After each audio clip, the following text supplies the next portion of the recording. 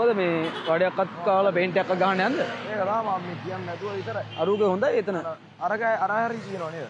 ඔය අතන හැපෙත් තියෙන එතනට යන්නේ නා. එතෙන්ට යන්න. මේ පාර දන්සල තියෙනව නේ බා.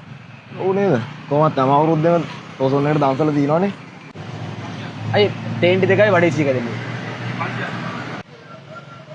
මෙතන නේ බා දන්සල තියෙන්නේ බා. ඔව් මේ කට්ටිය සුද්ධ කරන්නේ. මෙතන තමයි මේ තියෙනවා කියන්නේ. ඒක තමයි හුද්ද කරලා දැන් කොහොමද දැන් පොයට තව දවස් දෙක තුනයි නේ බා. ඔව් තව ටික දවසෙන් තියෙන්නේ. කට්ටිය බෑලා වැඩ.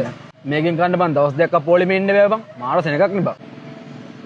පිස්සුද බං? අතන දීපු වෙන ගාවින් තමයි මම පොලිමට සෙට් වුනේ. මෙතෙන් එනකොට මට විනාඩි 15ක් යන්න. බට්ටි කාලා ගෙදර ගියා පැය භාගෙ. මොකටද මම පොලිමේ යන්නේ? හරිලේ මෝලේ ඔච්චර වැඩ කරන යාළුවෝ ඉන්නේ. කොල්ලෙක් දාලා පිටිපස්සේ යන එකනේ තියෙන්නේ. එහෙම නෙවෙයි මචං. එහෙමයි.